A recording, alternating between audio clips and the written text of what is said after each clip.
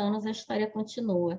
Em 2015, eu tive meu primeiro contato com ouvidores de vozes, com Paul Becker, e eu identifiquei ali que eu já era uma ouvidora de vozes. Eu não sabia que eu também ouvia vozes, né? Então, eu me identifiquei também como uma ouvinte de vozes. Numa determinada roda, né, do Ouvidores de Vozes no CAPES, quando eu levantei a minha mão, né, e me identifiquei como ouvidora de vozes, tinha um paciente que ainda não tinha participado, um paciente que tem um vínculo muito forte comigo, e aí ele olhou muito espantado e falou assim, como assim? A minha psicóloga ouve vozes, você é a coordenadora do que está acontecendo, né? E aquele momento foi fundamental para quebrar barreiras e a gente poder entender que, sim, a audição de vozes alucinatórias, ela existe, ela está ligada, infelizmente, a uma patologia. A gente, durante séculos, quando o paciente chegava, né, com essa demanda em crise, a gente encaminhava logo, ou encaminhava diretamente para a emergência psiquiátrica, ou ia direto para lá, ou então dentro do próprio CAPS já era dado um SOS, essas vozes não eram ouvidas, né? Eu venho de longa data aí desse sistema de saúde mental, trabalhei em hospital psiquiátrico e sempre foi essa conduta, né? Médica e nossa também, a gente, enquanto equipe multidisciplinar, a gente não tinha, né, esse lugar, essa escuta, esse movimento.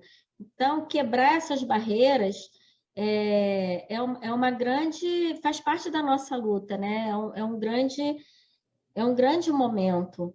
E o Ouvidores de Vozes, né, quando o Paul Becker fala, qualquer um pode fazer o Ouvidores de Vozes, mas estude para isso, né? Compreenda o que é o Ouvidores de Vozes. Tem vários cursos, inclusive dele, ele tem um manual, né, A Voz Interior, que está no site, aí está no Google, né, de fácil acesso.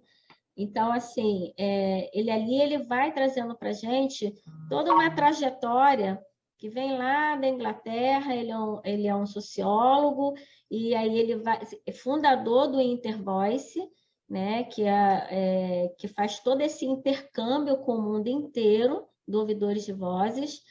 E lá em 2015, então, eu tenho esse encontro com as minhas vozes, e que vozes eram essas, né? Quando eu vou explicar lá para o pessoal lá do CAPS, que fica muito assustado, principalmente esse usuário, né? Que vozes são essas? Eu falei, as minhas vozes internas, as minhas vozes que muitas das vezes elas são nocivas à minha saúde mental, sim. E com o tempo, durante todo esse processo de lá para cá, eu fui percebendo outras vozes que existiram na minha vida, as minhas vozes de amigos imaginários, e foi uma experiência que foi boa. E nem sempre as vozes elas são ruins, nem sempre as vozes elas estão ali no comando, dizendo para a gente se jogar debaixo de um ônibus, ou se matar, ou fazer mal a alguém, ou dizer que eu sou feia, você é baixinha, você não vai... Eu sou pequenininha, né?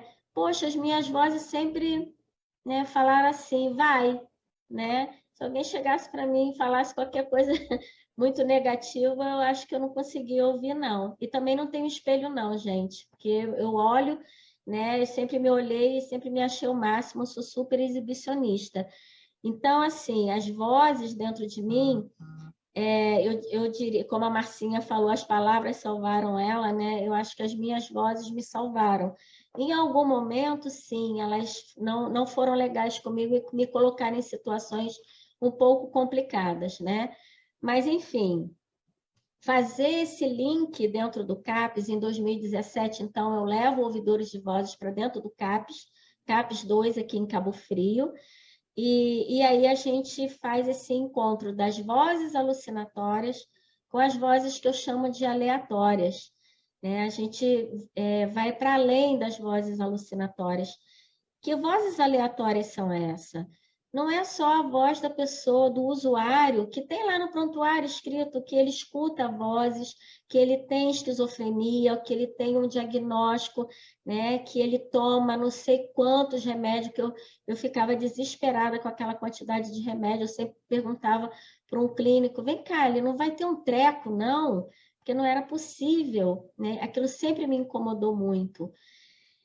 E aí essas vozes se encontraram com essas outras vozes. Então, como o Leonardo citou, ele chegou a falar, né? São as vozes das pessoas que estão próximas a gente. É a voz de uma mãe, de um pai, de um companheiro, né? De um líder religioso, né? É a voz de pessoas que a gente confia, que a gente ama e que às vezes falam coisas para a gente que deixa a gente para baixo. E dentro do CAPS a gente começou a identificar isso, né? Um grupo que começou só com usuários que tinham no seu prontuário, né, a demanda da voz alucinatória, na terceira semana a gente tinha mais de 30 pessoas na roda, entre usuários, técnicos, estagiários de serviço social, psicologia, enfermagem, técnico de enfermagem, todos se identificando com as vozes. Esse momento da Marcinha, quando ela fala, foi um momento também que rompeu qualquer diferença que pudesse haver ali entre as vozes. Porque a Marcinha, ela, de fato, ela sai de dentro de uma sala onde ela está trabalhando, e o grupo já era um grupo que já tinha bastante gente, ela sentou, ela não deu esse detalhe, mas ela senta no meio da roda, no chão, e desaba, porque ela ouviu as vozes dela através de outras vozes, né? Então foi um momento assim para o CAPES que revelou para muita gente, para os pais, estou esquecendo aqui, não posso esquecer da família.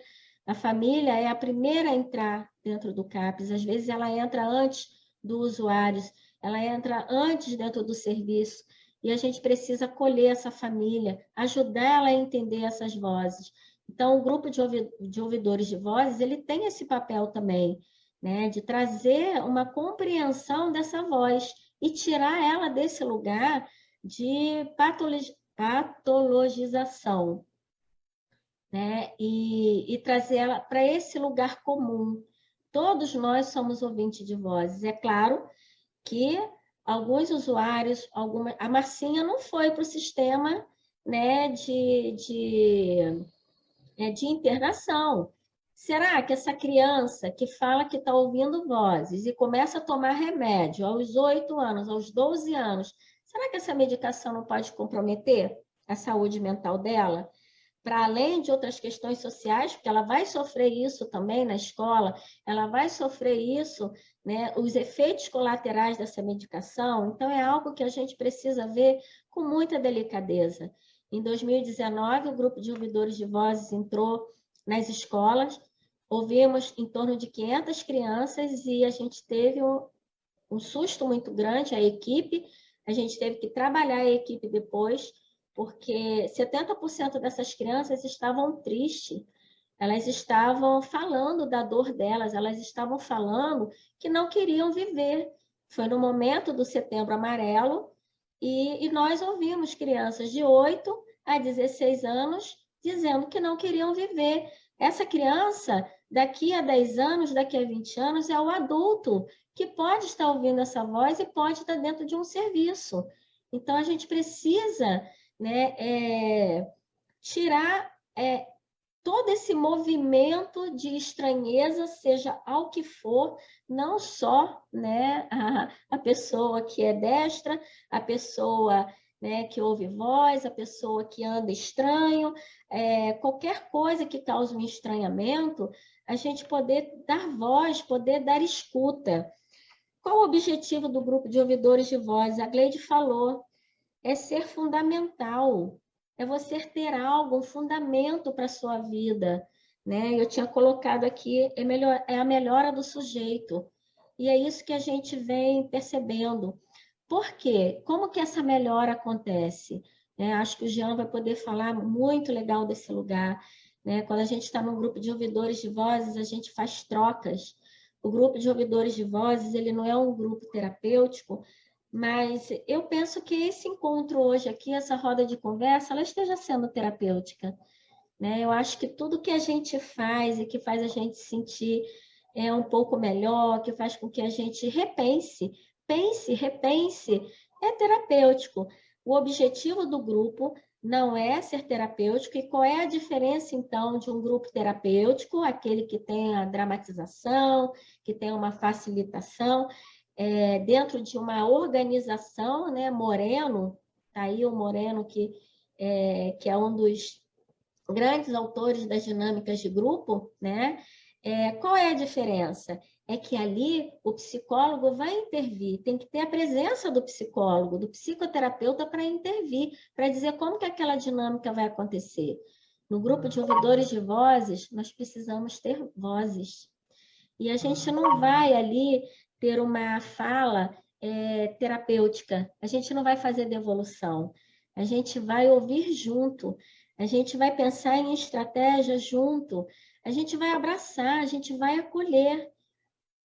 Então, isso não invalida a clínica, não invalida todo o trabalho de Moreno. Nossa, né? Eu trabalhei com dinâmica de grupo durante a minha vida inteira profissional, né? Durante a minha vida inteira profissional.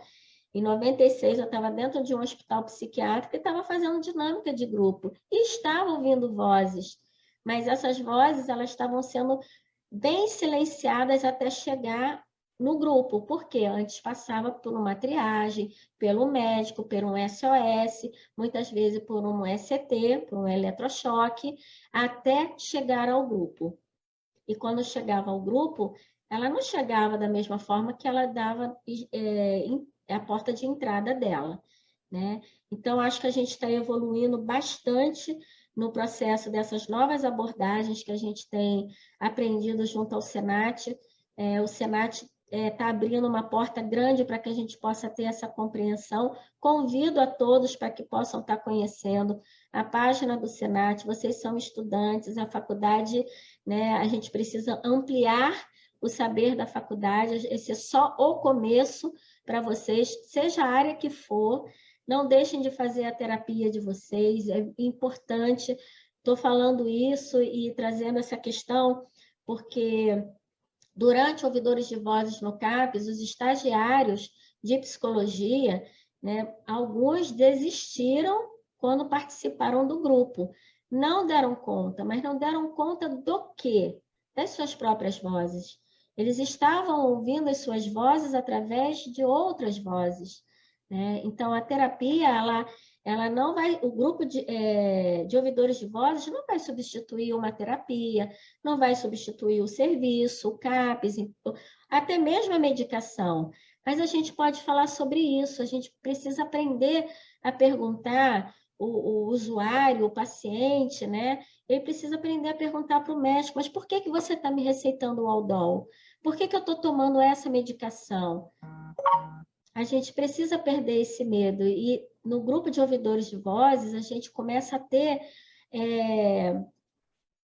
essa voz mais empoderada dentro da gente, né? E não só no Ouvidores de Vozes, a gente está aí com um grupo de diálogo aberto que fala também de romper, né, esse distanciamento que há entre o profissional e o paciente, aquela pessoa, eu não vou falar paciente, a pessoa que busca ajuda, né? A pessoa que busca ajuda, ela quer ser ouvida, e muitas das vezes ela também fica calada na psicanálise, né, na clínica psicanalítica.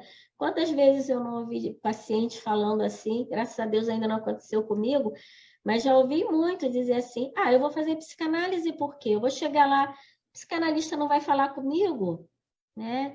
E entender que às vezes que o silêncio do psicanalista ele é importante. Então, são áreas, são abordagens, né? E hoje eu estou totalmente entregue, apaixonada, eu sou fã, né, do Ouvidores de Vozes, porque eu vejo resultados, né? E nós temos aqui vários ouvidores que podem falar um pouquinho